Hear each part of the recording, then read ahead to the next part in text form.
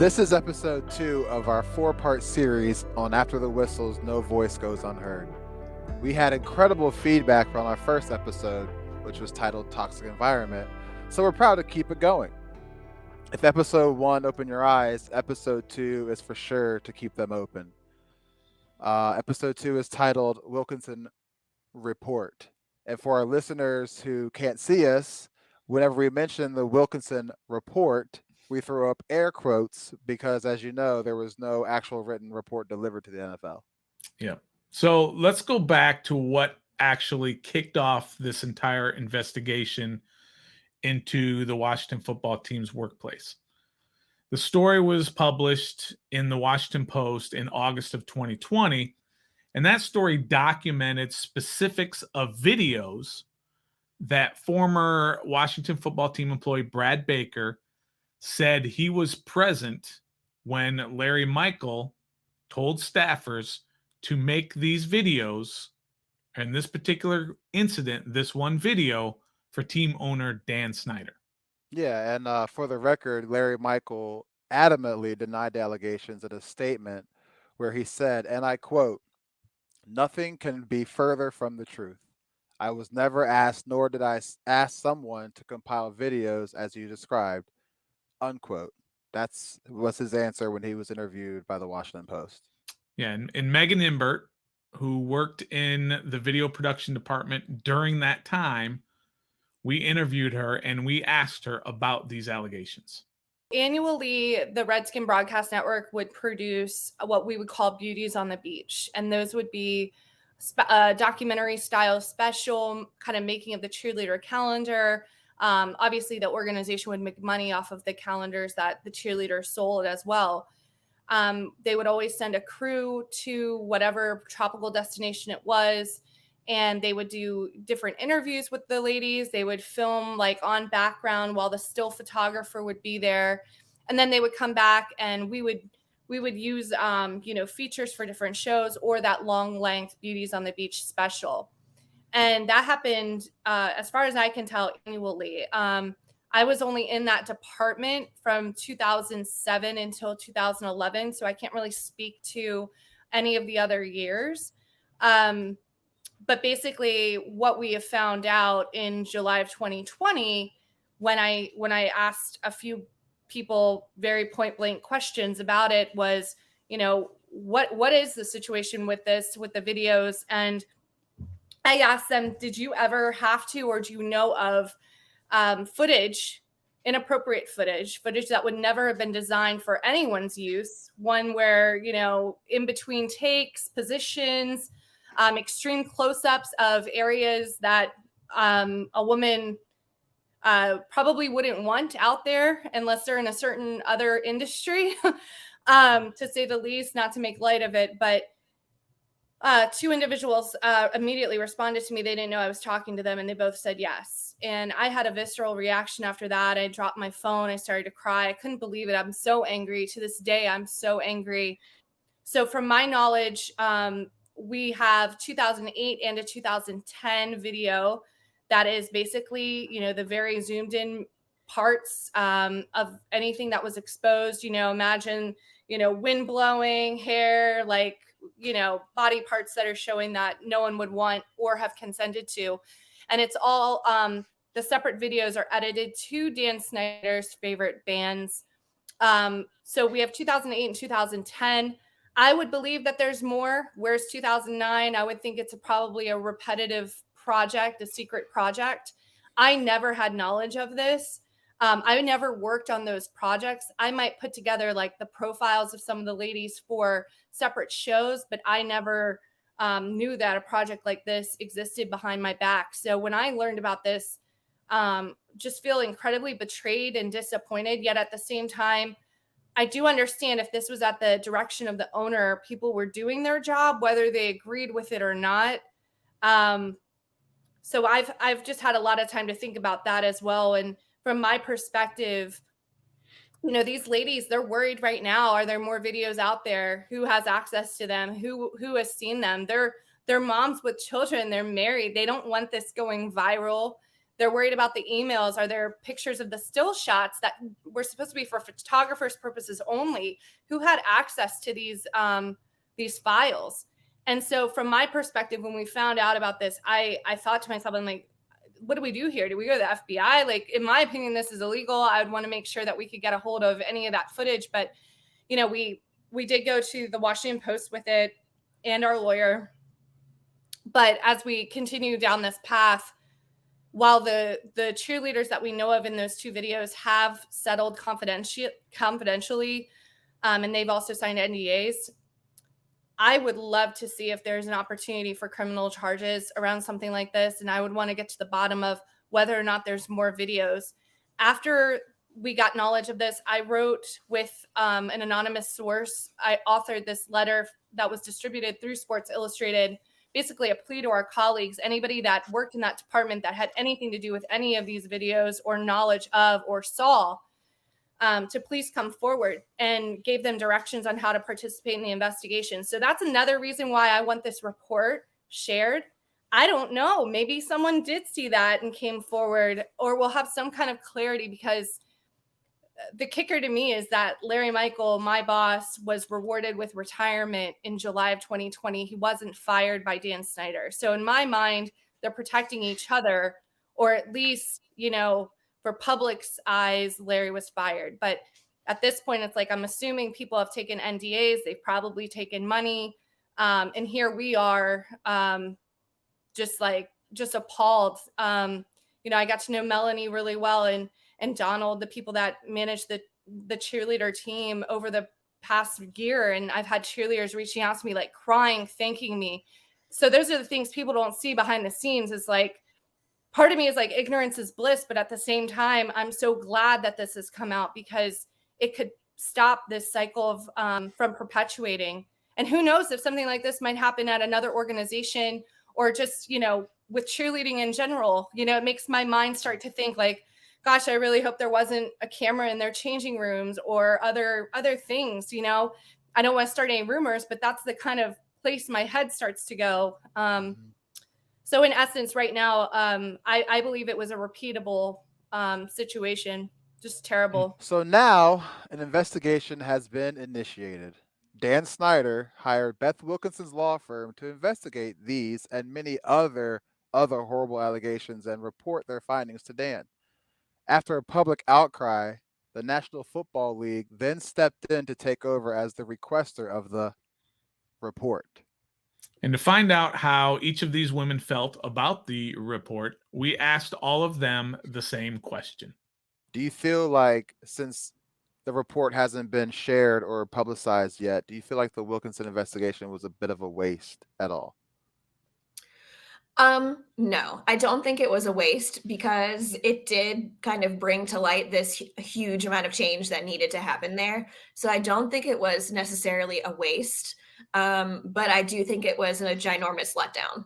Do you feel like it was a waste? This whole investigation was a waste? I did, until the Gruden emails were leaked. I felt like we did a lot of work and resurfaced a lot of trauma that we all went through to participate in this investigation, with the intentions of something happening because of it. And I mean, a $10 million fine and somebody telling him to stay away from the team is not doing anything about it, in my opinion, especially because, as I mentioned, he's not really that involved to begin with. But I had lost all hope. I just figured it was great experience for my legal career. Yeah. But, you know, then they leaked the emails. Somebody leaked those emails and drew the attention that we needed to have this conversation again. And I'm actually very grateful that somebody had such a poor PR stunt planned, because it did nothing but help us. And now I feel like there's hope, because Congress is getting involved, and more women are willing to speak. More men now that we talk to are like, you know what, enough is enough. If you need us, you know, we're ready. Do you believe that the Wilkinson report was a waste due to how it's not being leaked or reported or publicized right now? I personally don't think it was a waste. And I say that personally for me because, you know, my interview probably took about 2.5 hours. And, you know, after the article had come out, there were some things that I just had repressed for so long. So even reading it, I was just like, wow, like I really dug deep some of these stories and some of these experiences that I knew. So when I had to basically lay it all out for the investigation team, honestly, that was the beginning of my healing. So I had stopped working with the team in January of 2019, but honestly, I can't say until it was August of 2020 that I finally started to really heal from that situation. Can you just kind of give us an idea of how you felt when you were, giving your stories and during that investigation, and your hopes of what the outcome would be? The investigation was intense. I remember, I can't speak on too much of it, but it was definitely something where we spent a lot of time ahead of time. I spent time preparing my thoughts, really articulating all of the different experiences I had and recollecting those, sometimes realizing how much I've repressed or potential experiences that I've never shared before. And so that process was very straining emotionally, and I would say draining is the word.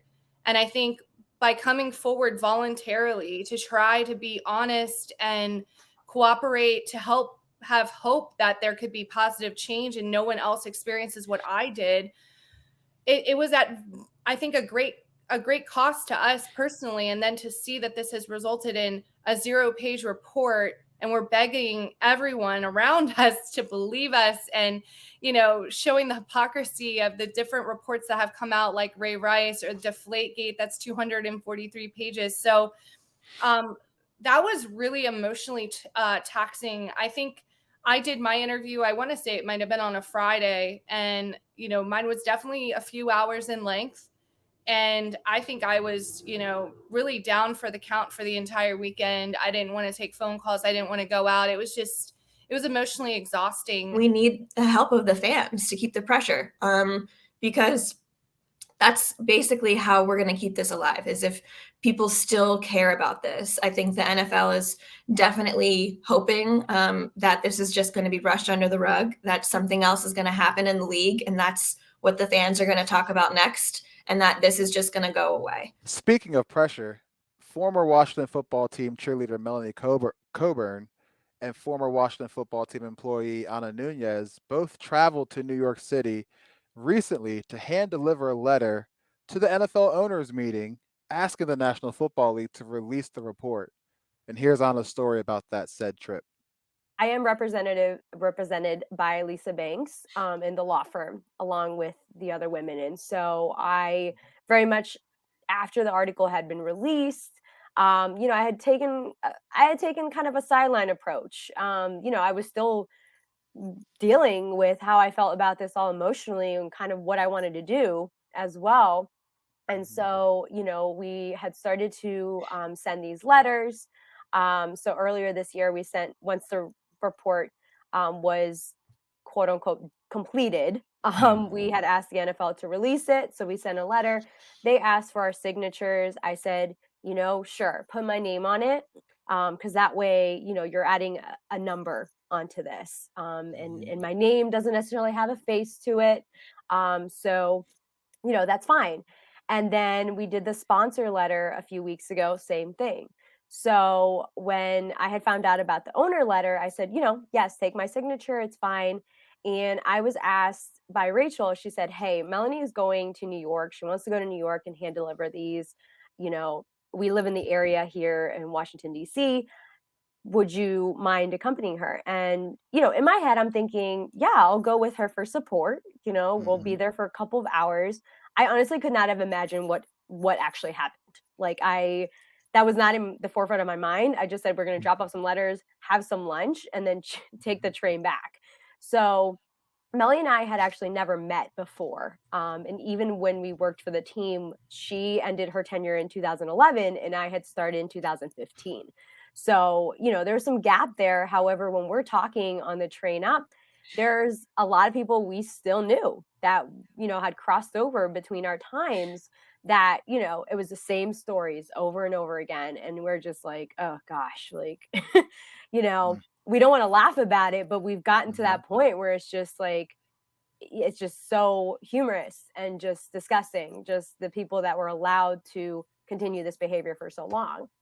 So we actually got in late because of our train, and we were like, we took a cab, got there, we delivered the letters, and we did have like a photo op situation, and we were going to say a couple of things to the Post, and then all of a sudden, it's one person, one reporter, another, a camera, and they're just in our faces, like asking who we were, what we were doing there.